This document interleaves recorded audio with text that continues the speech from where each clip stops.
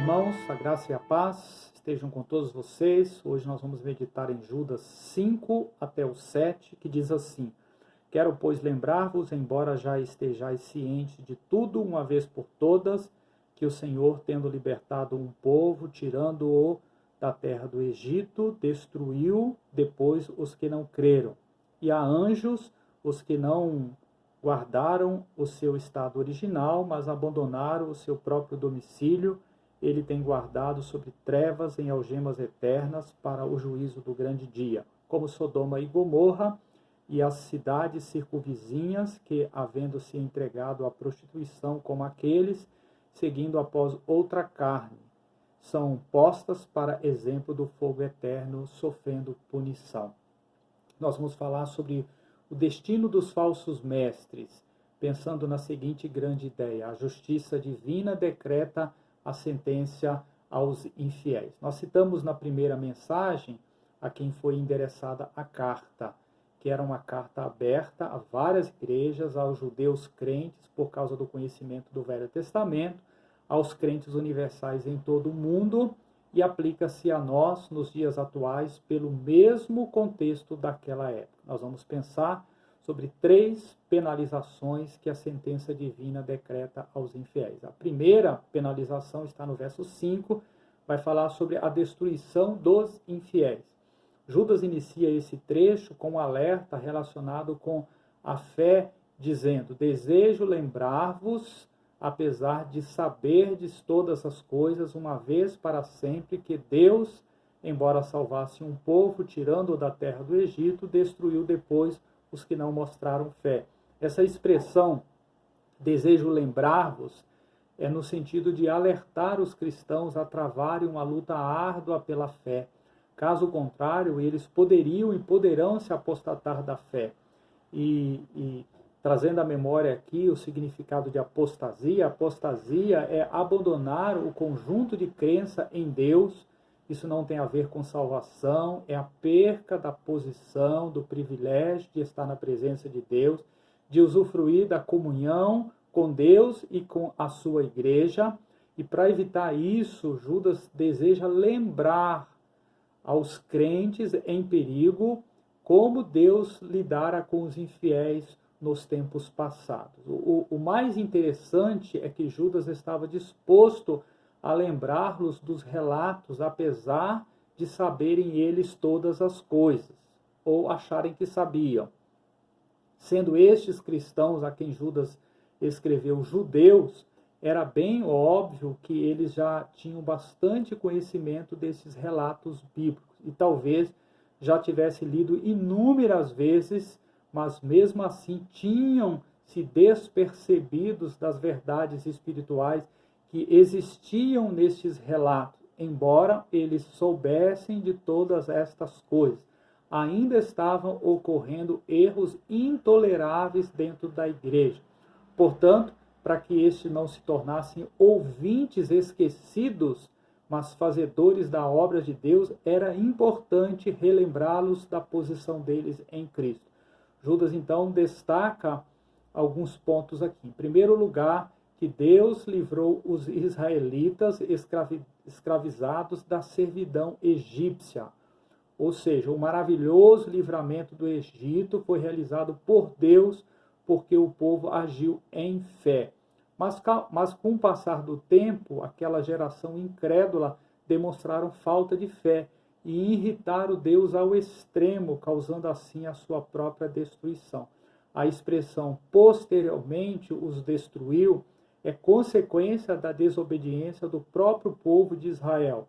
Aí Judas está se referindo a 2 episódios ocorridos depois da libertação. O primeiro deles está lá em Êxodo 32. Aconteceu quando Moisés estava lá no Monte Sinai, esperando pelas tábuas da lei, pelos mandamentos de Deus. Quando ele retornou depois de 40 dias, o povo estava adorando o bezerro de ouro. E como punição para aqueles que adoraram o bezerro, foram mortos uns 3.000 homens. Segundo relato, fala da imoralidade do povo de Israel, está registrado em Números 25, onde como punição Deus exterminou 24.000 pessoas.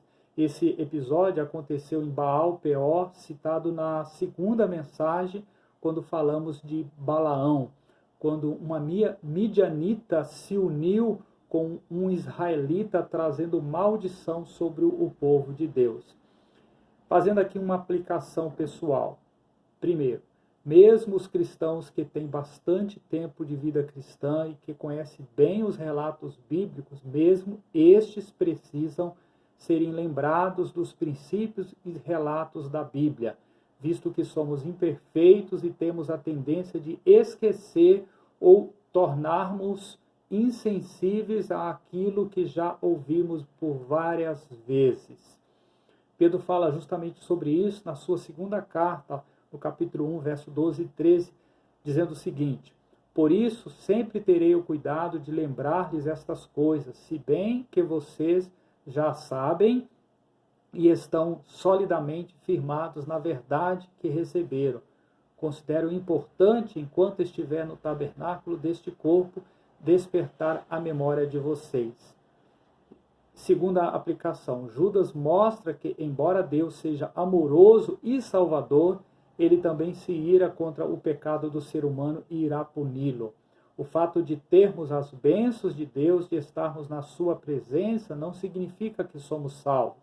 Deus estará conosco enquanto mostrarmos estar com Ele, e isso envolve obediência à sua palavra. Você tem obedecido a palavra de Deus? Estamos falando sobre 3 penalizações que a sentença divina decreta aos infiéis. A segunda penalização está no verso 6, vai falar sobre aqueles que são guardados em trevas.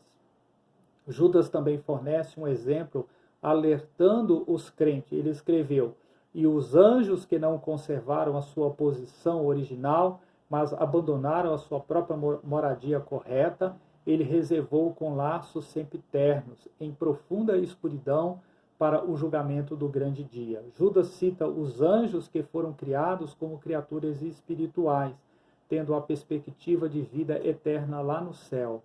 Mas certos anjos, presunçosamente, abandonaram o seu apropriado lar celestial. O apóstolo Pedro disse que eles pecaram e que Deus os lançou no inferno ou nas cadeias da escuridão.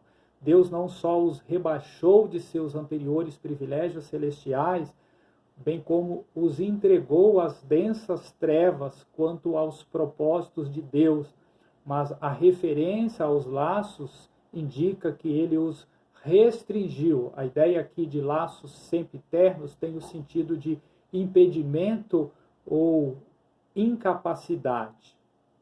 Fica claro que os laços sempiternos ou a prisão em correntes não são a mesma coisa. A chave do abismo e a grande corrente mencionada em Apocalipse 20, do verso 1 ao 3, acontecerá evidentemente no período futuro. Mas hoje, os que estes anjos caídos têm feito, visto que não podem se materializar em forma humana, eles têm possuído ou habitado em corpos humanos, controlando-os para assim se entregarem ao desejo pervertido de relações carnais. O que Judas está dizendo, irmãos, é que com as más escolhas, sejam dos anjos ou dos seres humanos, haverá restrição, haverá privação de estar na presença de Deus, haverá certeza de um julgamento, mas que não tira a liberdade tanto dos anjos caídos como dos seres humanos de fazerem o que quiserem neste mundo mal. Fazendo aqui uma aplicação pessoal. O que aconteceu aos anjos desobedientes serviu como alerta para os cristãos nos dias de Judas e serve como alerta para cristãos dos tempos modernos, que há limites estabelecidos por Deus e que não podemos aviltar a nossa carne. Precisamos sim ser obedientes a Deus, caso contrário, a ira de Deus estará nos aguardando com correntes em prisões. Estamos falando sobre 3 penalizações que a sentença divina decreta aos infiéis. A terceira e última está no verso 7, vai falar sobre aqueles que estão condenados eternamente. Judas dá mais um exemplo alertador. Ele diz: assim também Sodoma e Gomorra e as cidades em volta delas, as quais, da mesma maneira como os precedentes, tendo cometido fornicação de modo excessivo e tendo ido após a carne para uso desnatural, são postas diante de nós como exemplo de aviso por sofrerem a punição judicial do fogo eterno. Judas exemplifica essa condenação eterna citando as cidades de Sodoma e Gomorra e as cidades em volta delas, que incluíam Adimá e Zeboim. Devido à iniquidade de seus habitantes, a história bíblica diz que por meio de uma chuva de enxofre e fogo do céu, Deus destruiu todas essas cidades, exceto Zoar, para a qual o justo Ló e suas filhas fugiram. A expressão assim também, ou da mesma maneira, ou semelhante, são termos que fazem nos voltar ao que aconteceu às cidades de Sodoma e Gomorra. Judas está dizendo que os falsos instrutores poluíam seus próprios corpos em várias formas de pecados sexuais. Aparentemente, do mesmo modo como os povos degradados de Sodomas e das cidades circunvizinhas poluíram sua carne com relações sexuais desenfreadas e desnaturais, assim os homens mal intencionados que se infiltraram entre o povo de Deus aviltaram o corpo carnal. Não respeitavam o conselho dos apóstolos de fugir da impureza. Lá, Paulo escrevendo a primeira carta aos Coríntios, lá no capítulo 6, verso 18 ao verso 20, diz o seguinte: qualquer outro pecado que uma pessoa cometer é fora do corpo, mas aquele que pratica a imoralidade peca contra o próprio corpo. Acaso não sabeis que o vosso corpo é santuário do Espírito Santo, que está em vós, o qual tendes da parte de Deus, e que não sois de vós mesmos? Porque fostes comprados por preço. Agora, pois, glorificai a Deus no vosso corpo. Então, o povo dessa cidade sofreu o mesmo destino que o povo de Deus e os anjos, porque os homens dessas cidades cometeram pecados sexuais. Seus habitantes não apenas cometiam fornicação, adultério com mulheres, mas saciavam seu apetite sexual por homens e até mesmo por animais. A perversidade desses homens era tanta que eles tentaram ter relações sexuais com os hóspedes de Ló, que eram 2 anjos enviados por Deus para destruir toda a cidade. Eles só pararam porque os anjos lhes cegaram a visão, impedindo dessa forma de acharem a porta de entrada da casa de Ló. Fazendo aqui também uma aplicação pessoal. Sodoma e Gomorra e a cidade circunvizinha forneceram um exemplo alertador por sofrerem a punição judicial de Deus do fogo eterno, a destruição eterna.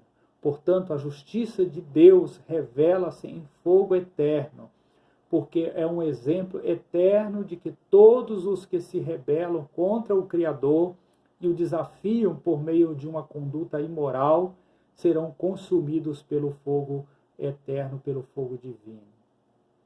No início dessa mensagem, eu disse que a justiça divina decreta a sentença aos infiéis. Por quê? Porque destruindo os infiéis, condenando-os eternamente, tanto é que Deus, escrevendo através de Paulo, lá em Romanos, no capítulo 1, Deus diz em outras palavras que ele tirou o cabresto da raça humana, dizendo que se é o pecado mesmo que eles querem praticar, então pratiquem, mas saibam que as consequências eternas virão um dia. Porque a Bíblia diz que todos nós iremos comparecer diante do tribunal de Cristo. Mas e você, meu querido ouvinte? Qual será a sua situação no dia que você se encontrar com Cristo? Na justiça humana existe um termo que demonstra que a situação já foi julgada e encerrada. Não cabe nenhum tipo de diálogo ou oportunidade. A oportunidade já foi dada. O termo é está transitada em julgado, não cabe mais recurso. Esta é uma expressão usada para uma decisão da qual não se pode mais recorrer, porque já passou por todos os recursos possíveis. Como está então a sua vida? Você tem aproveitado as oportunidades que Deus tem te dado enquanto você tem vida? Você tem vivido em uma condição de alguém que tem certeza absoluta de que é salvo através do sacrifício de Cristo e vive de acordo com os princípios da sua santa palavra? Caso não viva, mude de vida ainda quando é tempo. Deus tem sido misericordioso e amoroso com você em preservar a sua vida, dando oportunidade para você ser salvo e viver de acordo com a sua vontade. Tome uma decisão ao lado de Cristo enquanto há tempo. Que Deus vos abençoe em Cristo Jesus. Amém.